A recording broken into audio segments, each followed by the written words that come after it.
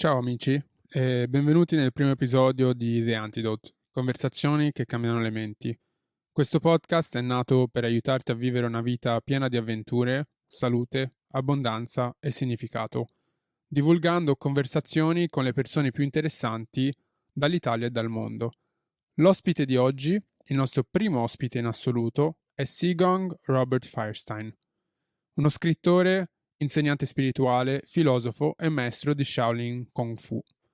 Nato a San Diego e cresciuto a San Francisco, Robert è riuscito a scappare dalla sua gioventù molto travagliata quando ha iniziato a percorrere la via dello Shaolin Kung Fu, guidato dalla saggezza del suo maestro Si Tai Gong.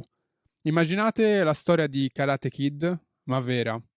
Da allora Robert ha vissuto quello che considero 1000 vite in una. Ha insegnato Kung Fu e filosofia orientale a centinaia di giovani adulti e bambini negli Stati Uniti, ha vissuto e aiutato i senza tetto come pastore e guida spirituale e molto, molto altro ancora. Nei 5 anni da quando lo conosco, Robert è diventato il mio mentore, guida spirituale e soprattutto un vero amico. Prima di iniziare volevo fare un piccolo ma importante appunto riguardante la qualità audio durante il podcast. Sfortunatamente, a causa di un bug tecnico durante la registrazione, non abbiamo potuto utilizzare la registrazione in alta definizione, ma solo quella di backup in bassa definizione. Ci sono quindi dei problemi audio sparsi durante alcuni momenti dell'episodio. Questo è un po' a dimostrazione del fatto che sono alle prime armi per quanto riguarda la produzione dei podcast, ma spero che sarete clementi e andrete oltre perché la qualità della conversazione ne vale davvero la pena. Chiusa questa piccola parentesi, vi posso anticipare che questo episodio, come tanti dei nostri episodi futuri, sarà in inglese. Credo infatti nel valore di portare ospiti da tutto il mondo per aumentare la qualità delle idee e le prospettive alle quali siamo esposti. Se ci stai guardando su YouTube troverai i sottotitoli già inseriti nel video. Se invece ci stai ascoltando su Spotify o altre piattaforme audio, puoi tranquillamente scegliere di ascoltarci in lingua originale o cliccare il link al video YouTube che troverai nella descrizione per guardarci con i sottotitoli. E adesso, ecco la mia conversazione con Robert Firestine Gong.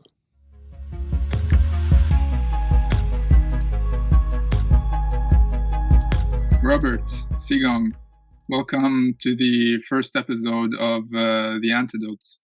It's really an honor to have you here with me. Thank you, Cami. It's an honor to be with you, and thanks for having me on. Yeah, I'm a bit nervous and excited to do this. You're the perfect guest to start, both because you are a very close friend of mine, so I feel really comfortable kind of trying out this new mode of expression, let's put it that way, because the vision with which I started this project is to kind of help people live a better life, a life full of adventure, meaning, and health and well-being. And I think generally becoming more self-aware is kind of like the seed which all of this can start. So yeah, I'm really excited to start off. Yeah, and I'm excited to join you, and my objective is the same, to help people to draw closer to themselves, and to be able to guide their life from a deeper center, and therefore to have a greater and authentic success, not success based on vanity and illusion, but success based on clarity, based on inner peace, being guided by that spirit, that lives within us all. And so anything that I can do to be of service to that and to help my fellow human beings, my brothers and sisters along their path is what I live for, what I breathe for. Fantastic. I'm really glad to hear we're on the same page. And I actually wanted to start this whole conversation with a question that I never really asked you before for some reason, which is, what does Gong and how exactly did you get this title? Okay, yeah. So in Chinese names, Shifu or Sifu translates as teacher. In our particular lineage, once you start teaching, you would get the name, you would be authorized to be a shifu or sifu, and to begin teaching. Then we have a higher designation, which is called sibak. And sibak indicates an advanced teacher. After many years of teaching, I received the title of sibak. And then for many more years, you have the honor of someday entering into the title of Si Gong. So Si Gong means master teacher. And so I received this designation as a 5th degree black belt. I got the title of Si Gong. Of course, at first you feel it's big shoes, because the road of a master is ongoing. There's never an end point where, okay, now I'm a master or I've mastered it all. You're on the path of mastery. And yet, to some degree, we can also say that that my years of experience led to a level of mastery to earn this title. But for me, I really was uncomfortable with just the idea of master teacher. It kind of meant I'm a master of teaching. So I had to get some insight into the name to draw it closer to myself. And what I came up with was teacher of masters. Master teacher. I'm here to teach masters. Not over my students, I'm not their master, but I'm recognizing the master within them, and I'm providing them knowledge, information, and guidance by which to awaken their own inner master. Everyone has a master by potential, but it's our thought, words, and action that in alignment to awaken and to live out that mastery. A potential is only a potential until it's acted upon. And so my message to my students was and is, there's a master living within you, and I'm providing you with a teaching and a pathway and a guidance to help you awaken to your own mastery. And to this, I feel very embracive of the name Si Gong. And it was one that gave me peace with it, because I think one of the problems in spirituality, but also religion, can be that there are authorities above us who we then give our power to. When I feel that there's an equality that we all have in the spirit, and so that that our teachers, and we might say masters, are really in truth. I can't understand the word master unless I say I am a servant. I cannot be a master unless I am first a servant of my brother and sister, my fellow human being. I would say this to even children who were 5 or 6 years old. There's a master living within you, and I would bow to them so that they could honor that presence and then begin to take action and to use our many varied techniques to awaken it and to bring it to the surface. So that's how I got the name Si Gong. I wear it proudly, but also I use that as a kind of a nickname. It's kind of a name of affection now, because my students got to calling me Si Gong, and I just became comfortable with it. But I don't want to be in any position that's over people. I only want to be your friend and your guide in the case that you're seeking knowledge and information. So you kind of gave a interpretation of the name to make yourself comfortable with, or to force yourself to acknowledge that you are helping people become leaders or more conscious of their life, so they can kind of lead themselves in the future. You don't want to be kind of that figure that is the constant point of reference. You want to help people become their own. Is that correct? Yeah, and if a person walks into a dojo And I introduce myself as Si Gong Robert Firestine. And they see my belt and they see the rank on my belt. There can be a tendency to make assumptions and to give away your power. So I was aware of this early on in my teaching, that often students want to give away their power. They say, okay, you must have all the answers. So you tell me how to live, how to guide my life. But the point of it is we all have that inner source of wisdom to guide our own life.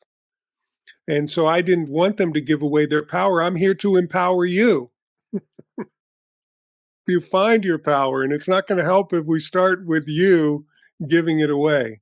So I think this is a dynamic that is perfect for the age or millennium that we're in.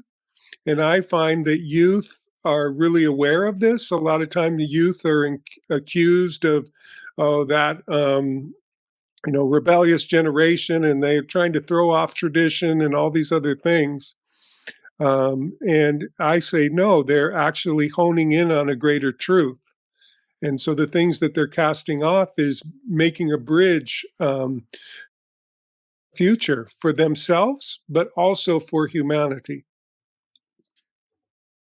How did Kung Fu get you to this point of becoming more spiritual? What was the, let's say, start of the journey, and why did you start this journey exactly? And how does practicing a physical art form lead more self-aware? Good question. Thanks. Let me take a minute to answer, because I think in general, or we would say here in Italy, in generale, people tend to think of martial arts in terms of the fighting aspect. But one of the things that we say is that the physical aspect of the art, it's like an iceberg. The 1/8 is the part that you can see. That's the physical. But the 7/8 is what lays beneath the surface, is the real foundation of the art. So the art itself is actually has a foundation in spirituality and philosophy. In particularly, I studied Shaolin Kung Fu, so I'm not here to say what all arts should be. Each one has their own path, their own knowledge, their own expertise, which I would also honor. But for Shaolin, it was actually created by a Buddhist monk who came from India to China.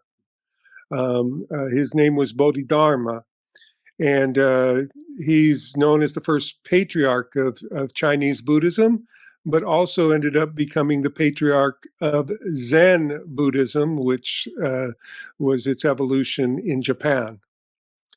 And he came there with a spiritual awakening that was transcendent. He had an encounter with Emperor Wu, and Emperor Wu showed him all the great works that he had done to promote Buddhism. The writing of scriptures, statues, honoring, pouring money into tribute ceremonies. And he asked him, "Venerable Sir, what merit do my efforts have?" And Bodhidharma said, "None at all," to the emperor. And he got cast out of the palace. Of course, all these things are legend, but it's a nice story, and it does indicate something about this path. And he crossed the Yangtze River and went up into the Shaoxing Mountains range, where they had a temple, a Buddhist temple, but they were sitting around and meditating and studying scriptures, but not doing anything physical.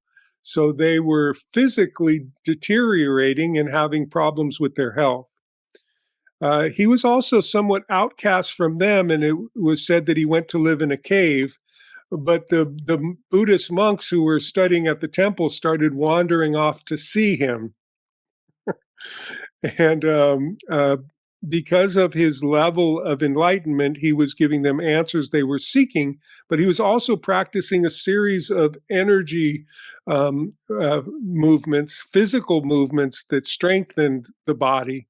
So we've heard of the saying, mind, body, and spirit becomes as one. And so this was anchoring the spirit into the body. Think of the body as a light bulb.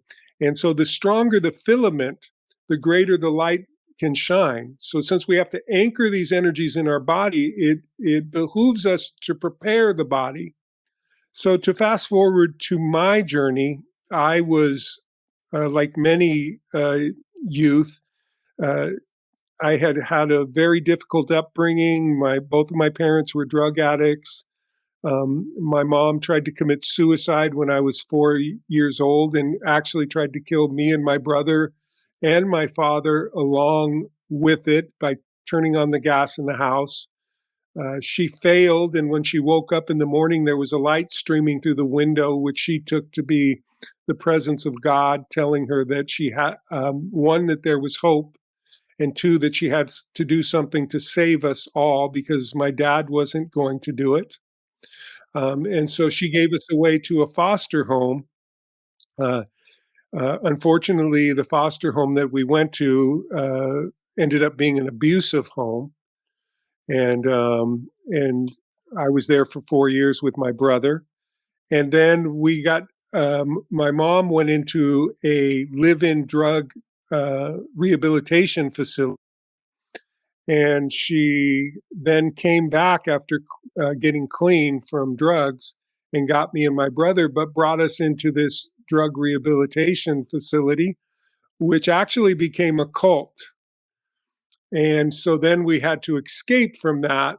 And I was there also for 4 years. So by the time I was 12 years, I had went through these very dramatic experiences.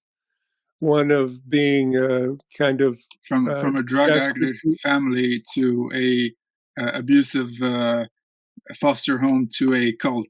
To a cult. I mean, at that point in life, how can you not think that in some way the universe is conspiring against you, or that, I mean, it's over basically? How can you have hope?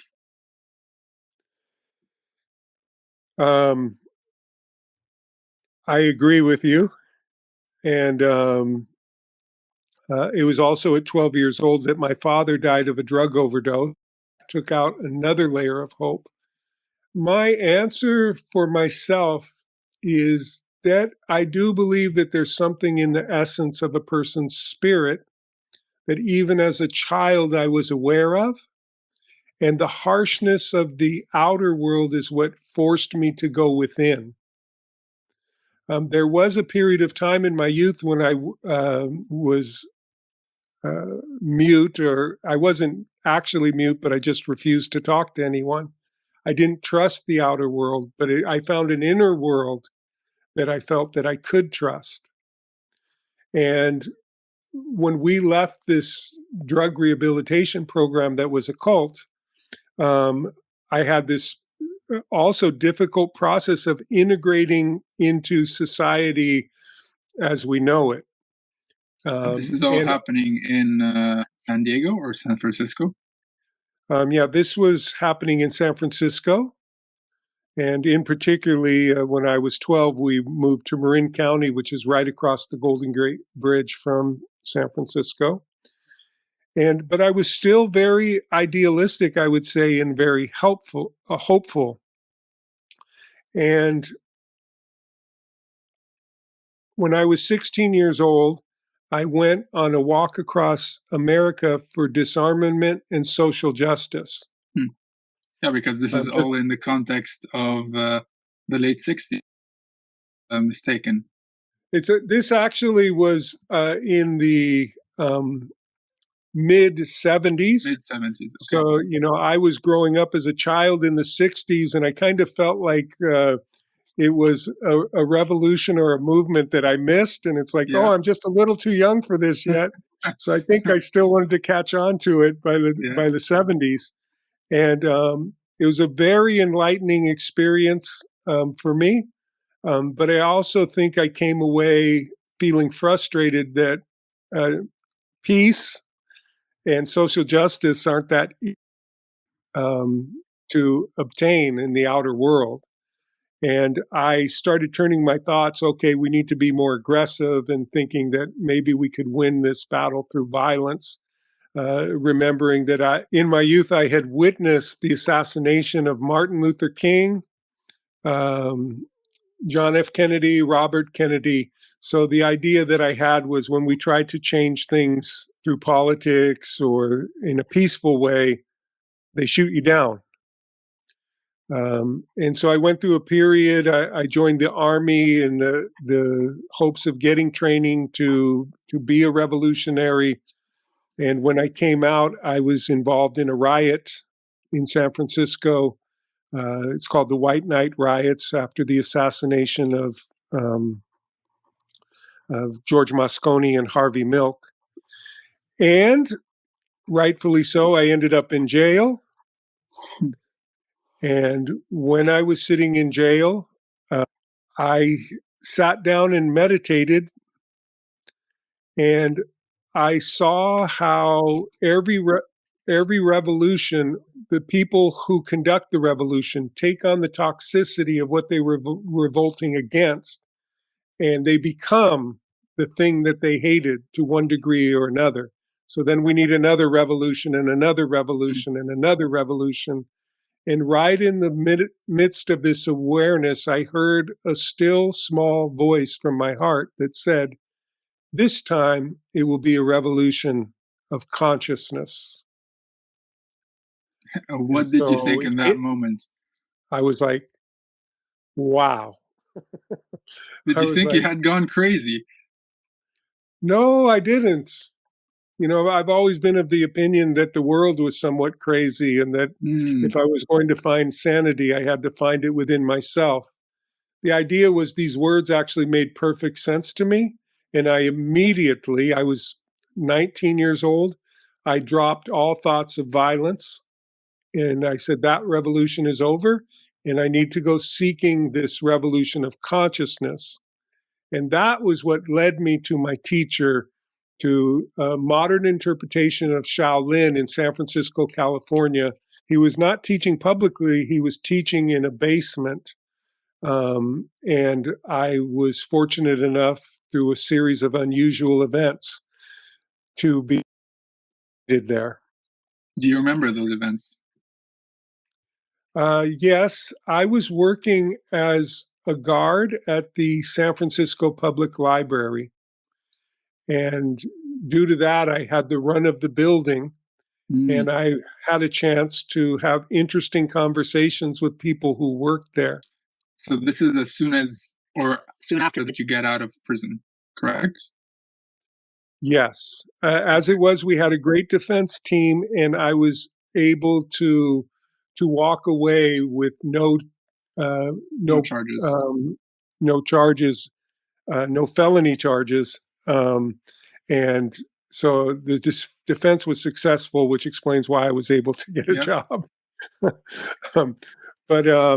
So there were three people that I was drawn to. And in deeper conversations, I soon found out that each one of them was studying Shaolin Kung Fu with a master in San Francisco. And it was... And you're like, this is not a coincidence. This is not a coincidence. And the only thing was, how can I get in? Because each one of them told me, I'm sorry, but it's not an open school and you have to be invited. And so I didn't know how to make the hint, like, hey, invite me. Yeah. And but finally, after many conversations, and the fact that I just intuitively knew that one, that I needed the physical discipline because I was out of control. I was very self-destructive. I was using a lot of drugs and alcohol. I was still very angry and prone to violence. And ironically, I knew that it would be the study of martial arts that would actually help me tame those demons. And so I kind of like a puppy on the doorstep, made myself available to my friends. And finally, one of them invited me to my first class. And it was in an apartment building, but you go to the very back and there's a door with a lock, and then that has a stairway down to kind of like the secret chambers in the basement, and all very mysterious and mystical, which I loved. But as I sat on those stairs and watched what they were doing, immediately that same inner voice said, "This is it. You found what you're looking for. Now all you need to do is roll up your sleeves and take this path." I actually have an extract that I kind of got from a Facebook post of yours. That is kind of an overview of what the dojo was. And I think it's interesting to read because it just gives some context to kind of explain that this isn't your classical white walls, pure dojo that you could imagine from some Bruce Lee movie, right? And here it is. So, old mats stacked up against the wall. Walls made of metal and wood. A giant boiler overlooking it all. It was made complete by a hip and eccentric master who told us not to kill the giant cockroaches that scurried around ever so often. He worried us that they might be reincarnations of old masters coming to oversee our training. So you walk into this very weird and unusual dojo with this eccentric character, I would say. And your voice, your head, and your spirit, I would say, tells you this is the right place. What is your mental process in that moment? How was that experience of walking in? It was great. Intuitively and spiritually, I thought, this is it. I felt that there was something very sacred, although, as you can tell by the description there, it wasn't readily apparent by the outer presentation. But that actually, I feel, was our Grand Master's wisdom, was that not worshiping the outer form, but finding the formless that fulfills all form, and finding that formlessness within us. In other words, what we're seeking is within us. I think it's probably very similar to Bodhidharma's message in the sense that he was also known as an eccentric and not matching to common wisdom or traditional wisdom.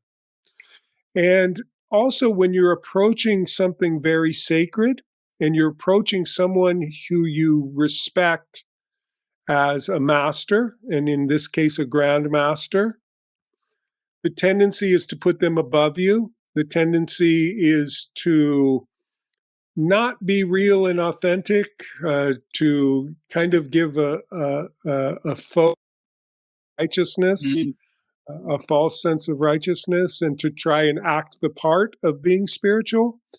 And the fact that he was so down to earth and had a sense of humor helped me relax and ultimately to be able to accept myself and to accept him, and in time, approach him as a teacher, yes, with ultimate respect and as a guide, but also more importantly as a friend, as a fellow human being who is sharing the journey.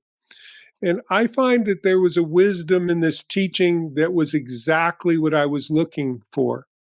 I wasn't looking for an outer form, and let's say the dojo had been perfect and with all the right pictures hung on all the right places and you bow at all the right times. This said, you may dismiss this as just an old basement, but there's something sacred happening here, and you may dismiss the people as just a bunch of eccentric characters. And I certainly say, well, I'm one of them. But don't go by what's on the surface. You're here to look within yourself and find what is sacred. And so, in some way, it worked as a way to keep people who are looking for the self-evident away, right? So if you walk into this this dungeon, basically this basement, and you find these people training there. If you're not looking for something more profound, I would say your first intuition would be to tell yourself, okay, this is a weird cult, I'm out of here. Absolutely. And I felt that that was intentional and intentional wisdom. He always said there's a screening process, and maybe that was one of the first tests. And so in looking at what was happening there, from my worldly mind, I was like, this is like, what's happening here? But on my deeper intuitive self, it's like, wow, something amazing is happening here. And so you would have to trust those inner eyes to see what was being presented. And otherwise, many people came down those stairs and turned and walked right back up. Yeah. And there was no advertisement. He wasn't trying to get you. It was the opposite. You were there trying to show yourself as a worthy student of this path. We call it the golden path of Shaolin, but it's one that's happening in the internal realm and the inner realm. And that's the true path. The true path cannot be illuminated with outside practices, traditions, decorations, presentation. And I think anytime in the future that I brought someone down there to meet him, they go, "Oh, I'm meeting this old Kung Fu master," and he would immediately start shooting the shit and dismiss all their notions. And then once they relaxed, he would start saying the deeper things. And it's almost like when you relax, you're able to receive these things. But when you're tense and pretentious and filled with all these illusions about what the truth is, then you can't see things as they are, we might say. And can you describe a bit what your training was and how it looked like? So you arrived there, you're still a bit of a broken soul, let's put it that way. And how does your time with Si Tai Gong, your master's name, how does it help you, and how does the training process look like? How do you walk the golden path of Shaolin? So, first of all, I want to say that his name's Si Tai Gong, and my title, Si Gong. The Si Tai means great, so he's a grand master teacher, and I would bow and say yes, he was great, both as a friend, as a human being, but also as a teacher. Also, I loved the well of his martial arts knowledge. He was Chinese, right? He was a mix of many things. He had Chinese, he had Filipino, and he had Spanish. He was from Hawaii originally. Many of the Shaolin monks, when China was overtaken in the Communist Revolution, fled from China, and many of them landed in Hawaii. So he was under their covering and under their authority. But the thing that I didn't address is the physical aspect. The physical aspect of that we were studying was very universal, because anytime you go to a martial art, you might say, well, what style is this? And they may have certain theories of ideas of certain things that they physically do, or what the best science of the use of force is. But his approach was universal, saying that we don't really belong to any of these forms, so we can draw knowledge from all of them as long as we're learning more about ourselves and more what works for us in a living and live combat situation. In our case, it would be the situation by which you would defend your life, because we, as part of our code of ethics, we didn't enter tournaments or vainglorious, ego-building pursuit. But we did want to take our skills to the highest level. And so he called it a smorgasbord. So it's like you come to a feast and all these dishes has been prepared. And then you try each thing out to find out what works for you. So by studying all the different approach to physical empowerment, you end up being the creator of your own art and your own style.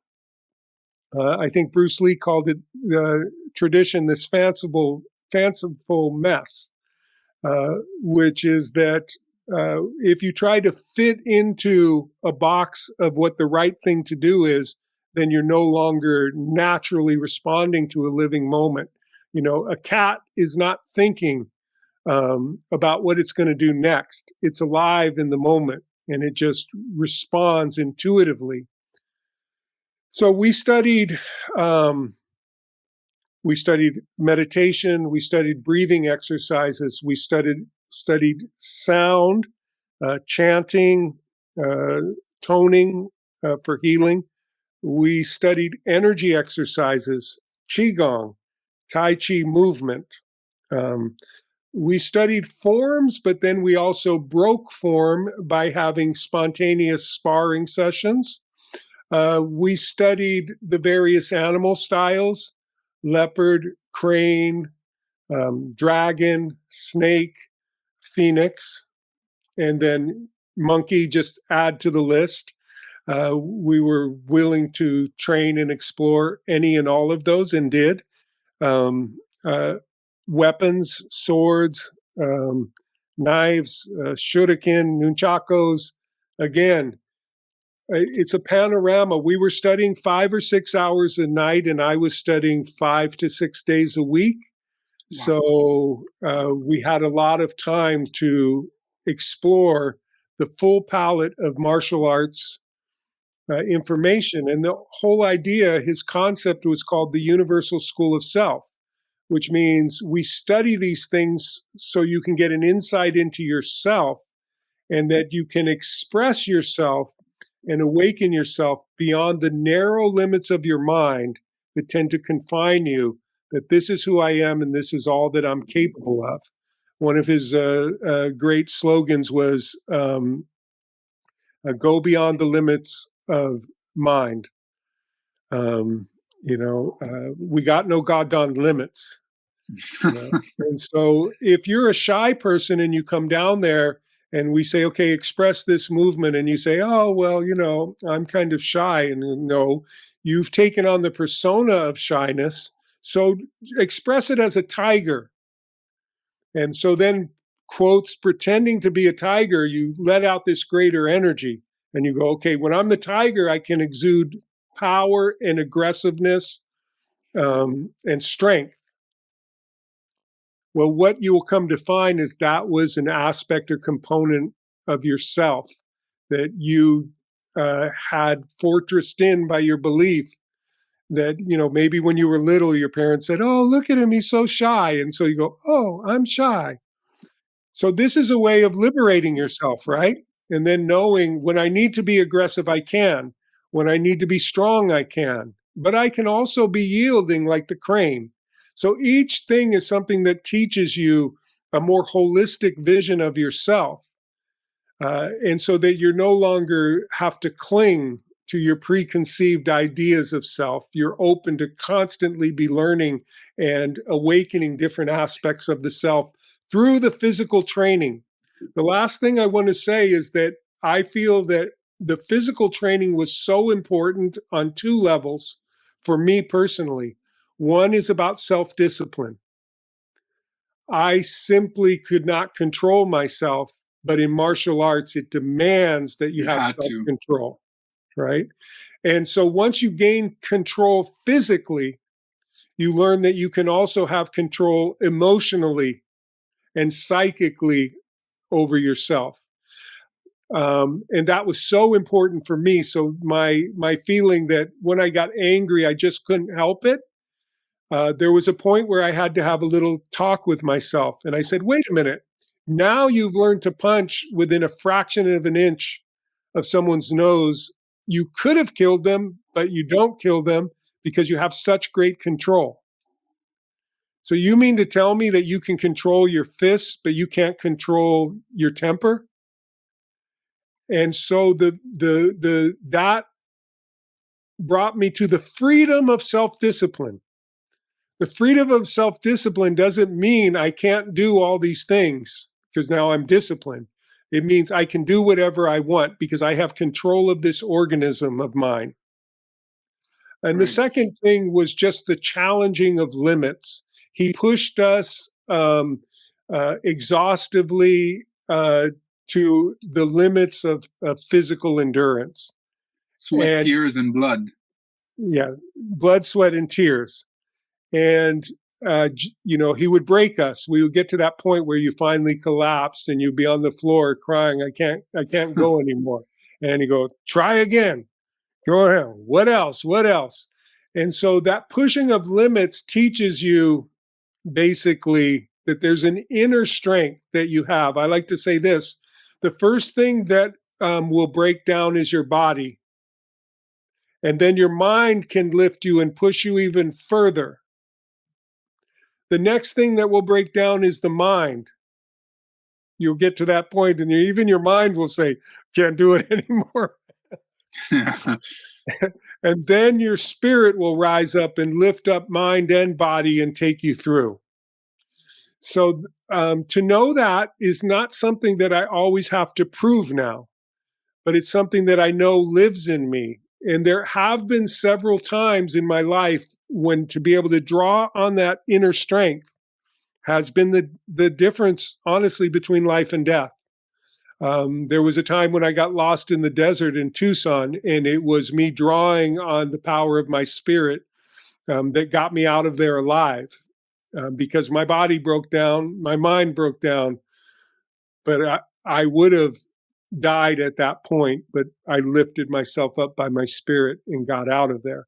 So that's kind of an ace up your sleeve that then applies itself to every other endeavor that you want to do in life. One is that you have self-discipline. You're not afraid of pain. Pain's just, we had in a saying, pain is an illusion. And so you have to push beyond it. But one of my students ended up saying, and we joke him about it to this day, he goes, pain is an illusion, but it really, really hurts. Yeah. Yeah, I wonder why this generation or my generation really doesn't have I would say love, but it's even worse than that. It's kind of a refusal of self-discipline as a meaningful tool to have in life. There is a very strong culture, I would say, of feel good and try and feel good all the time. But I have found that to the extent that you are able to really put yourself voluntarily in difficult situations, it builds character to an incredible level. And the person you are after you've done that is quite different than the person you are before. So I'm guessing that's what you went through continuously, almost on a 6 days a week. He would break you and you would kind of like shed your exoskeleton and have to rebuild a bigger one continuously. And how long did it take for you to feel that you were out of this kind of difficult place in life?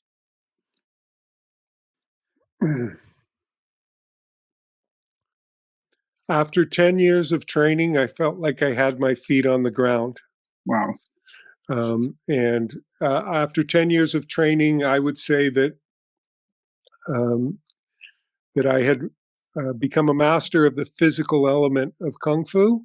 Again, that doesn't mean that I knew everything or that I did everything perfectly, but I had that level of mastery that comes after 10 years of practicing an art and a craft. What mastery to me means is that when we begin training, of course, we don't know the moves. And so we learn the moves. but to be applied to a living situation. So when you're learning the moves and you're still trying to intellectually understand them, and then somebody throws a punch at you, inside you know, oh, I was supposed to block there, but you didn't. And then a minute, maybe it's 30 seconds later, you do the block. Yeah. So you're not synced up yet. And so I think what the training does for you is it closes the gap first between mind and body, so that when the person punches, you immediately respond in your body. But the higher level is when the spirit now has the information of all the catalog of techniques, and the body knows how to do all those techniques, and the spirit becomes the overviewer and is orchestrating what happens in the moment that is happening faster than the speed of thought. But to address the point that you made and the question that you made, naturally we live in a time where technology and modern life has created things to be easier for us. Yeah. And so ease of life and comfort of life is an assumption. Yeah. And so I believe that those things should be accelerators of our evolution. They shouldn't be something that holds back our evolution. In other words, it's nice that things can be done quicker, or that I don't have to try as hard to do things, because it can actually accelerate my thrust to be and do what I want to do and to go farther. But that effort will still require some self-discipline.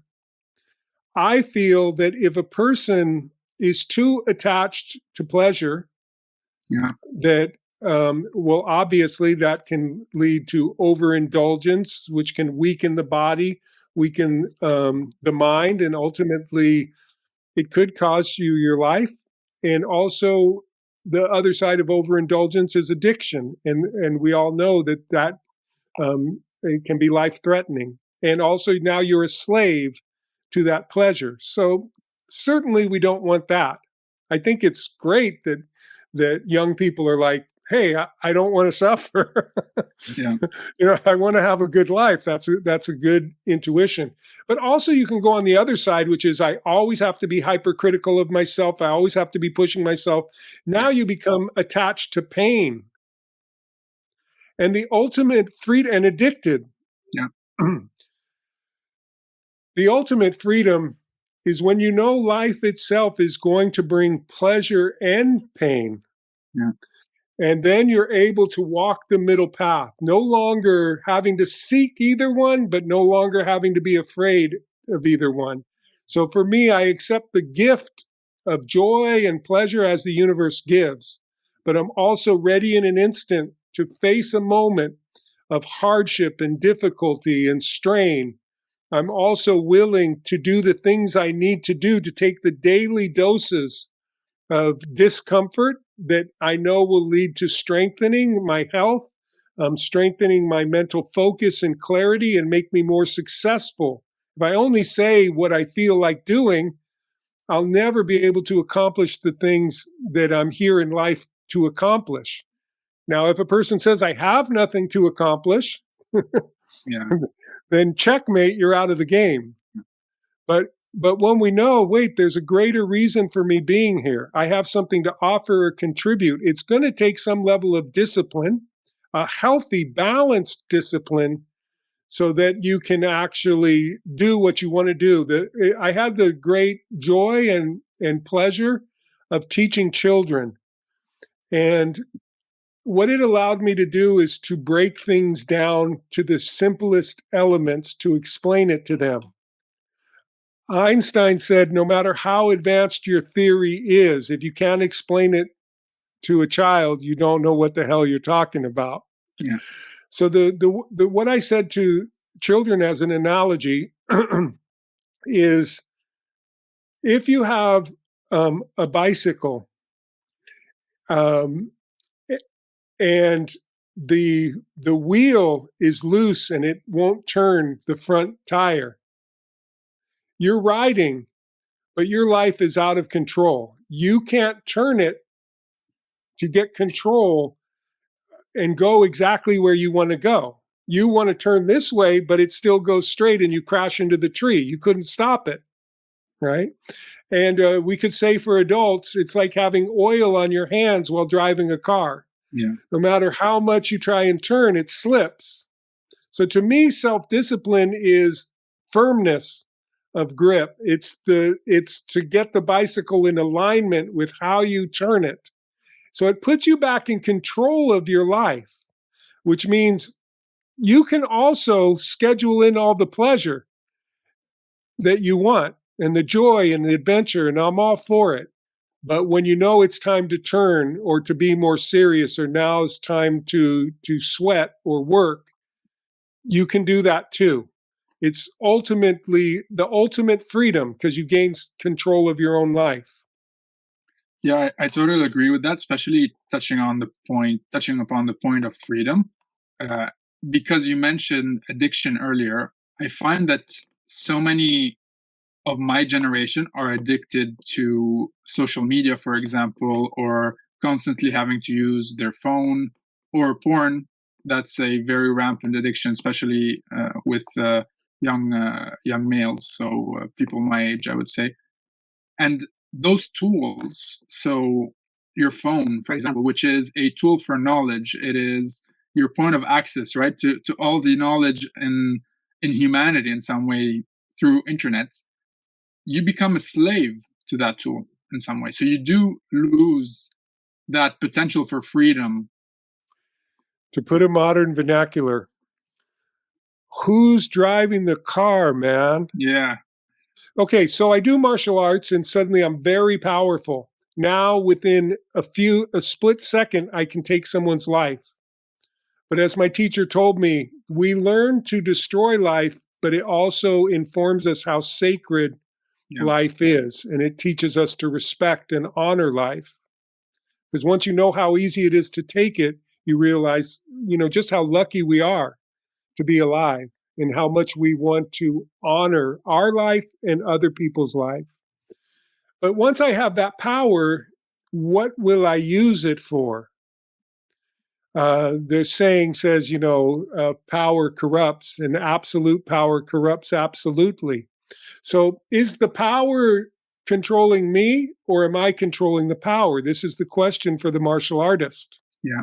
And I realize I better be controlling this power, because otherwise it's a danger to me. It will consume me. It will destroy me.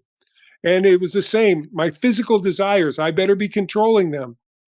I better be the master, not them. Otherwise, they'll take over the reins of my life, take me off a cliff, and I have no control. I better be the master of my emotions. It's okay to have emotions. They're great teachers and friends, but I can't let them control. I feel like hitting this person in the mouth, but that would not be a wise thing to do. I need to be master of my own mind. Even your mind can be your own enemy. It's the mind who comes and whispers to someone, it's, you're nobody, you're a failure, nothing you do ever works out, you might as well just kill yourself, man. Okay? Understand mental illness, but that mental illness can also be a suppressive force. And when I'm the one, when the spirit within me is the one, and my life is spirit-led, I'm leading my thoughts, I'm leading my emotions, I'm leading my desires, and I'm creating my life.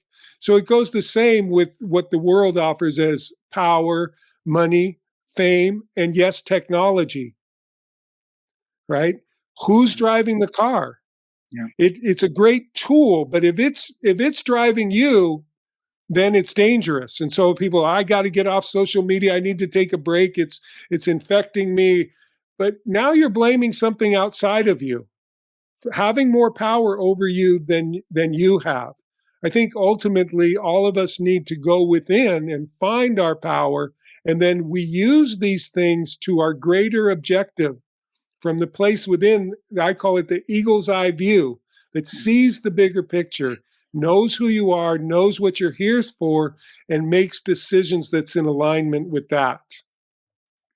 Yeah, I think this is a great moment to transition to one of the other things I wanted to talk to you about, because you've kind of now put aside the physical part of Kung Fu to go more into helping people develop their inner spiritual life.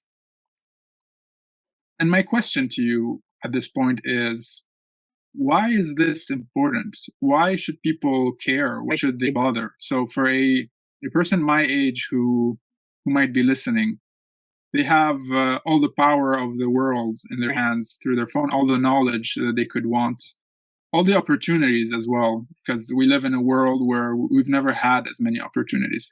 Why should they slow down and focus on their inner life? Why should they develop a more spiritual side? Why bother? So, again, a very good question. Let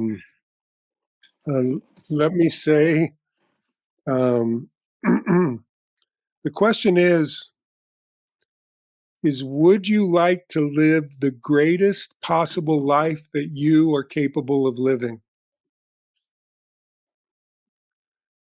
How can you maximize the potential of life? Aristotle says in his book on ethics, every human being has wishes. And every human being wishes for what he imagines will be good for him. Why would anyone wish for what they imagine would be bad for them? But often what the person wishes, we can observe, and they can observe, turns out not to be good for them. Totally. A lot of money, or not knowing how to use it, a recipe for disaster, right? Yeah, and we have many modern examples of people who, quotes, had it all. Yeah. Fame. And who ended up committing suicide or virtually committing suicide by a reckless life. And so that leads to the ideas, just getting materially having more, acquisition and attainment and accomplishment. First of all, yeah, to some degree, it's nice to do that. That's how you gain confidence in yourself. But ultimately will not be completely self-satisfying. Now, anyone may trust or not trust this. The journey or the pathway is to get you to invest in it. Because as you say, why should I care about this spiritual stuff?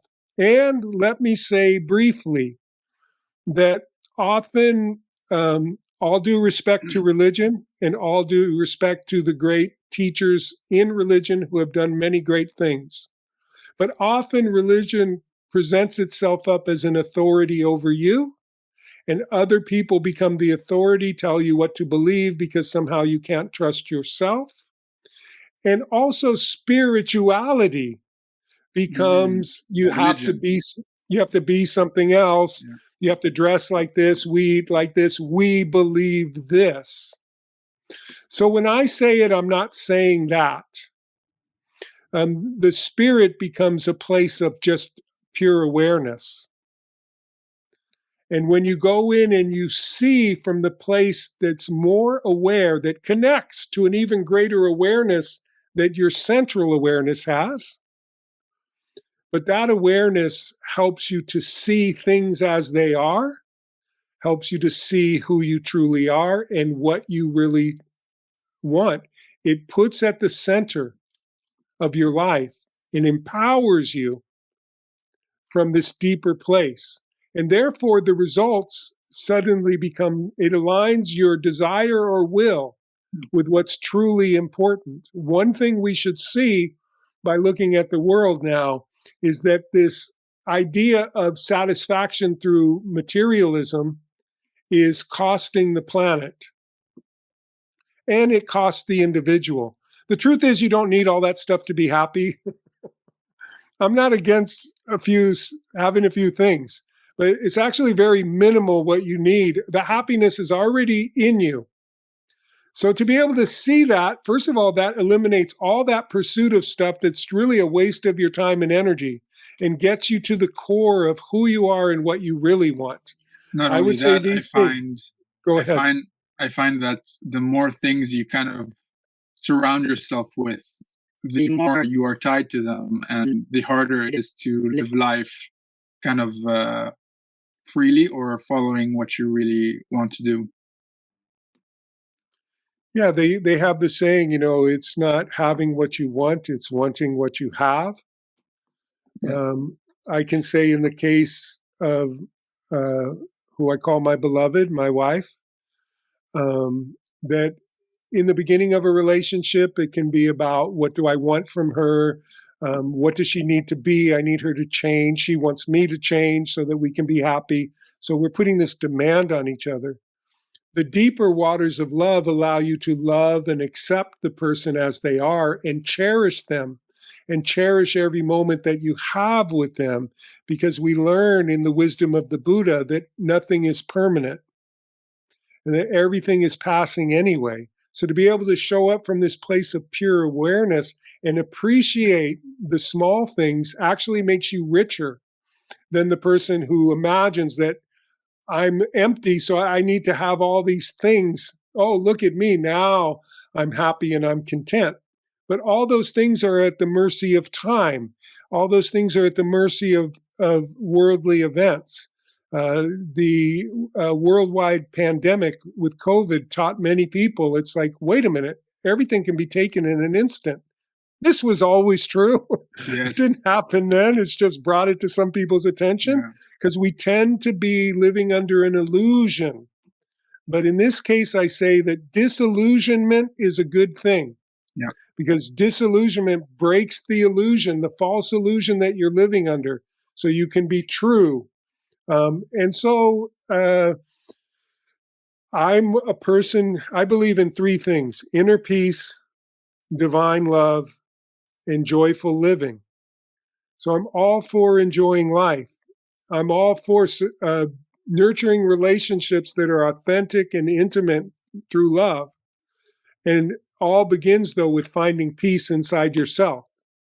If you don't have peace inside yourself, everything else will be an addition to try and address that primary absence within. How can we take these ideas and bring them into our own life, right? Many of these things, and I guess one of the Achilles heels of spirituality for me has always been that many of these principles really sound cool, but until they can become habits and actions, they're, I wouldn't say useless, but almost, in the sense that it's actions and habits that change character, principles, and bring them into everyday life. How can you cultivate spirituality and increase self-awareness? How can you do it every day or during the week? So your lead into the question is part of the answer. You said, in your experience. So we say martial arts knowledge, like religion, must be experienced in order to be known. I'm telling you a series of things, as you said, that may sound great, but they just are intellectual ideas. For many people, they might read The Power of Now or any other, classic book that kind of teaches you a way towards greater liberation. I mean, information abounds now, right? We're not in a lack of information. Mm-hmm. So I agree with you. Just knowing a lot of stuff doesn't really help. The very first words, I believe, to the best of my memory, that my teacher said to me, certainly within the first 10 minutes, was, "The secret's right under your nose." Of course, he went on to teach me how to breathe through the nose. So I like to say this simple idea. I also find that that meditation and meditation practices can also be burdensome and cause for the individual a lot of intellectual processing. Mm. For me, what I found and what I teach is a simple breath. You inhale to the count of 7, you hold it for the count of 3, and you exhale to the count of 10. It's the holding your breath for 3 that's kind of a stop and reset for the mind. In other words, in that moment, whatever you're thinking stops and then resumes again with the breath and then stops. Why is that important? Because it brings you back to the point of awareness that's beyond the clutches of the mind. So you do an inhale for 7 seconds, hold for 3, exhale for 10, and repeat that how many times? 7 times. Of course, one could do it many times. But I would agree with you that sometimes the burden of pathways that have been forged in the past, which we're very thankful for, that this generation wants to get to the point. Like, how can you condense that? I don't have time to study the science of breath, with 100 to 1,000 breathing styles in it. And then, of course, then that other generation say, yeah, your generation is lazy. And it's like, okay, checkmate. What do we do now? Yeah. And so I have been on an endeavor. I did actually go beyond my teacher, who was, he was also a little bit old school. Like I said, we're like 5 hours a night. If you didn't want to make the training, it's like, bye. Yeah. And I had opened a school where I was teaching this generation, and I shortened the classes, and I tried to condense and consolidate and essentialize the information. So I'm agreeing that you need something simple and practical that you can apply to daily life. I believe the best practice is done daily. Because don't say, well, I don't want to make any effort, but I still want all the stuff. Right. But so if you breathe in for the count of 7, hold it for the count of 3, and exhale for the count of 10, and you do that 7 times, we call it a centering breath. You'll notice that you're a little bit more centered. You'll notice that you're a little bit more aware. And over time, you begin to be able to observe your thoughts.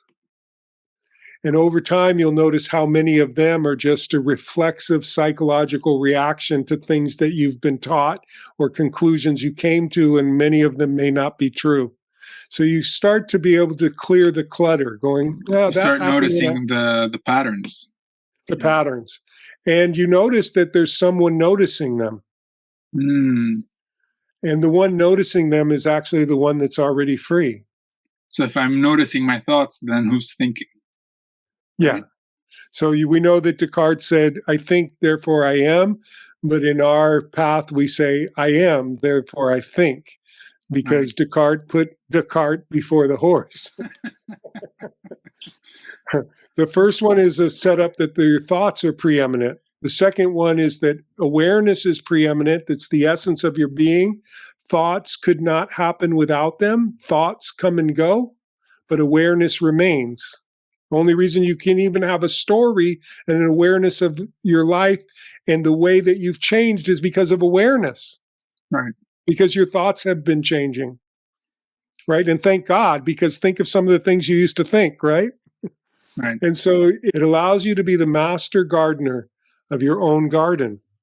Mm. So you go out and you decide what's growing well, what needs to be pulled out, what you want to plant.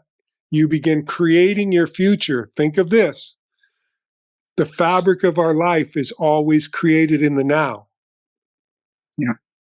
What you do now becomes your past. Yeah. And what you do now is planting the seed of possibility for your future. The moment of now happens beyond thought.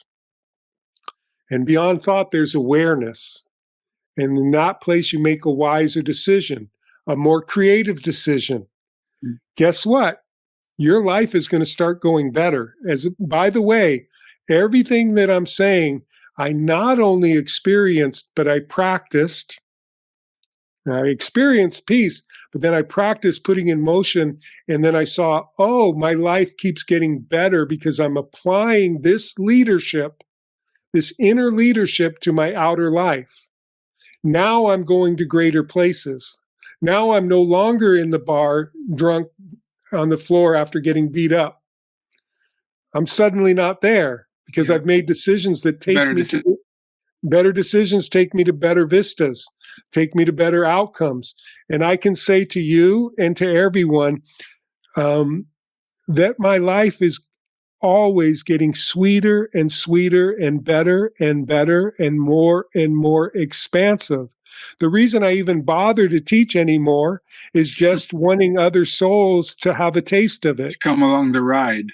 Yeah. And I know if it can happen to me, the guy who's like, I consider myself an abandoned alley cat that, a master took in and gave milk until my hair grew back and looked even and smooth.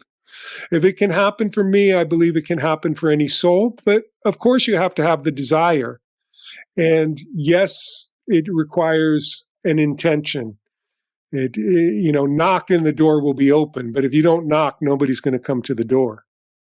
Right. So for those who are feeling kind of overwhelmed or don't know really where to start, it is kind of like lifting weights, I would say, or starting to go to the gym. You would start really small and just try and be aware for a second through these breathing techniques, or not even a second, whatever you can muster. And then slowly, as you build capacity, you are able to become more and more and more aware. And that slowly, kind of like a domino effect, starts showing up in other places in your life.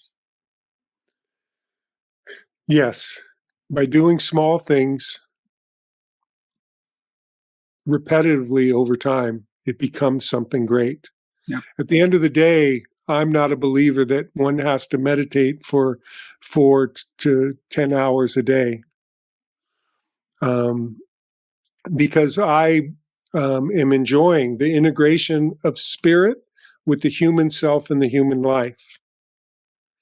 I don't want to escape from my humanity. I want to integrate my humanity and my spirit.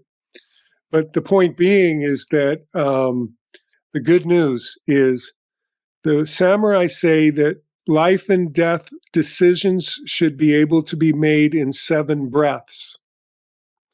And I say they should know because they literally could lose their head over a bad decision. Yeah. And so I just gave you an exercise that is exactly 7 breaths. Yeah. Before making a major decision, just stop and breathe 7 times and then make the decision. It's going to be better. I don't know if it's going to be perfect, but it's going to be better. Yeah. And that will be the proof that, wait, this guidance system works. And that will make you want to invest in it more. But it will eventually awaken an awareness that can be gained in 1 breath. It's actually always present. We're just narrowing the gap, like I told you about the training, right? So the same analogy happens in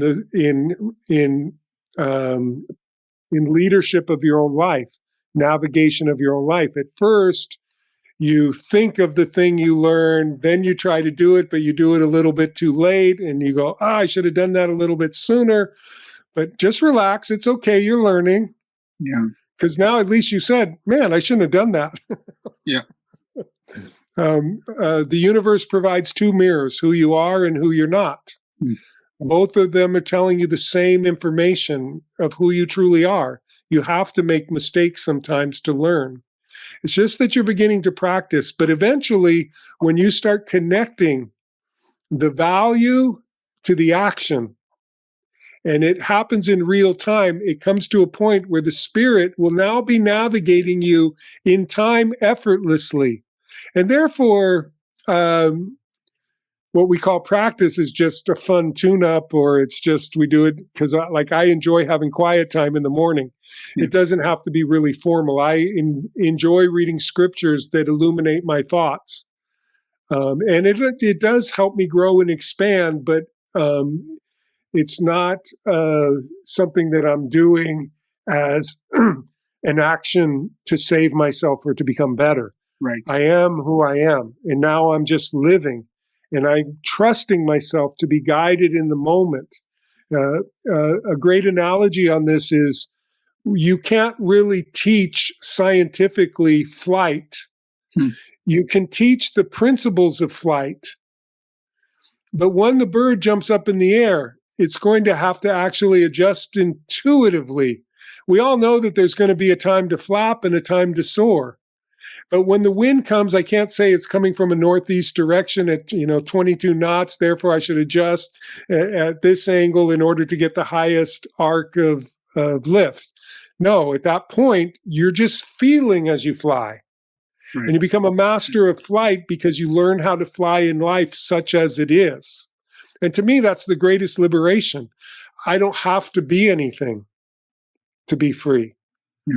Right? I don't have to identify myself. I don't have to cling to a set of beliefs. I find the answer within me. And ultimately, this does lead to what I call a universal awakening.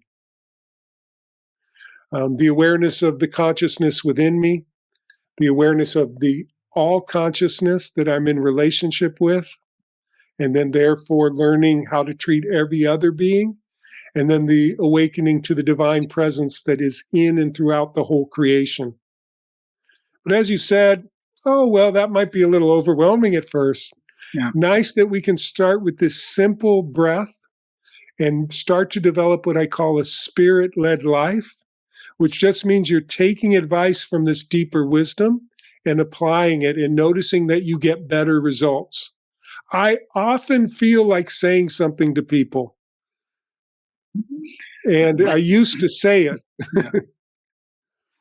And now I have experimented and tested that inner guidance, and it always goes better. So I really don't have to hesitate now. I know I want to say that, but no, it's not going to work out good if you say that. Yeah. So it gives you, it's like the Terminator, right? It says, fuck you, asshole. Yeah. And so if you say that, things are going to get rough. So you click one down and go, thank you, have a nice day. And you go on your way. And then at first it doesn't feel satisfying, but you go, actually, that was the better choice. And it takes me to better places. Yeah. To start ending this, yes, I have some spare questions here for you that I would like to ask. Bring it.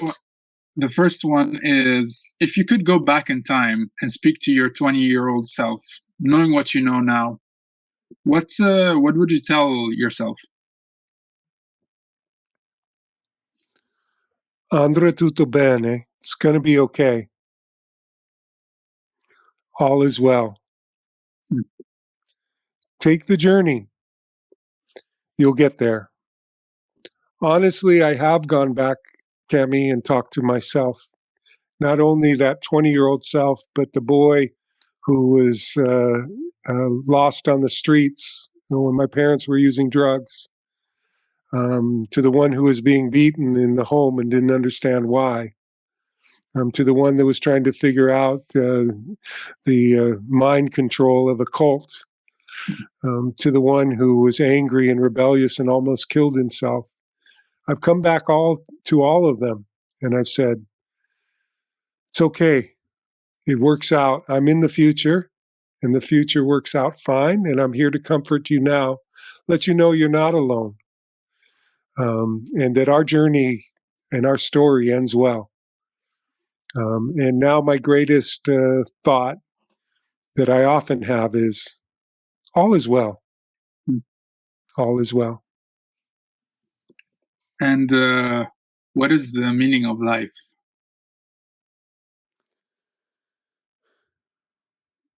We can say that the meaning of life is always available for people to attach a meaning to it and then therefore it becomes a reflection of that. But I won't be cute and dance around the issue. For me, then, the meaning of life has been to draw closer to myself, and therefore to draw closer to God, and therefore to draw closer to the presence of God throughout all creation, until I find that all three are as one. It's not so much about the outer journey that I took.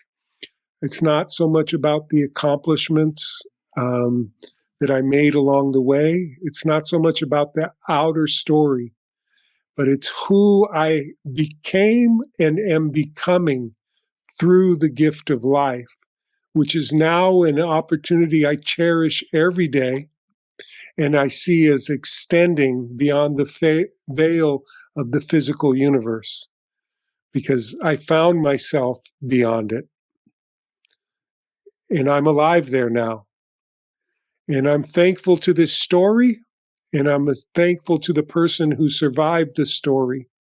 But I know that I am more than this, and that discovery is the pearl of great price, for which I wouldn't trade for all the riches, all the fame, all the power in the world. I now know that the world actually has nothing for me, and my only question is, what can I give to the world?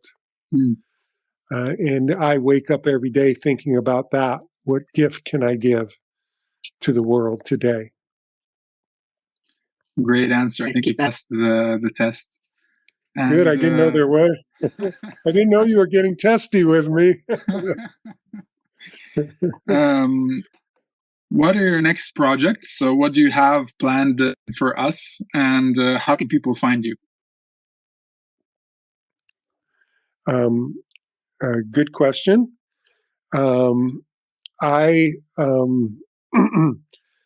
Starting for 2022, I want to open what's called the Universal Awakening Academy, that highlights for a person how to live a spirit-led life and leads to this greater awakening.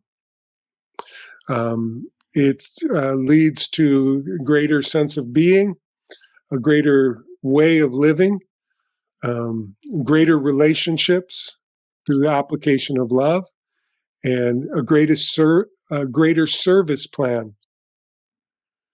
In other words, enriches and creates the greatest possible outcome for a human being, but we call it an academy because there's things you can learn step by step that are practical and that you can apply to everyday life.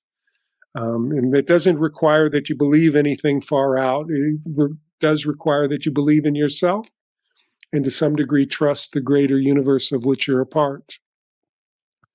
So I'm beginning that project in 2022, and I'll share with you at the end of our interview a website and a contact information, so maybe you can post it or say it. Yeah, we'll make sure to put them in the show description, so under the YouTube video, basically.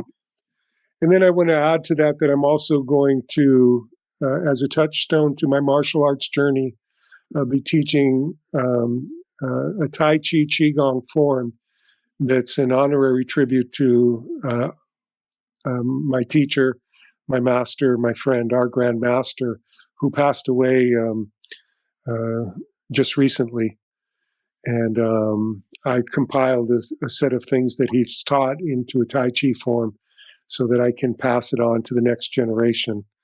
And within it are also many things and lessons that can activate what we call the golden path for the individual who is so inclined and so interested. So I'll be sure to give you that information after the interview. Fantastic, Si Gong. I think it's a great point to end this conversation. Thank you for coming on the show and for being the first person to come on. And I'm so grateful also for everything you're doing for the world, everything you've done for me, and I'm also very grateful to consider you a friend. So a lot of gratefulness going on here.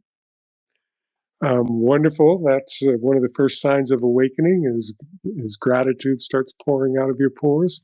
But Namaste, Kami. I am also very grateful to have encountered you, to have made friends with you, to have been able to offer you things that would be helpful on your own path. I also feel very honored that you chose today to trust me and to have this interview with me.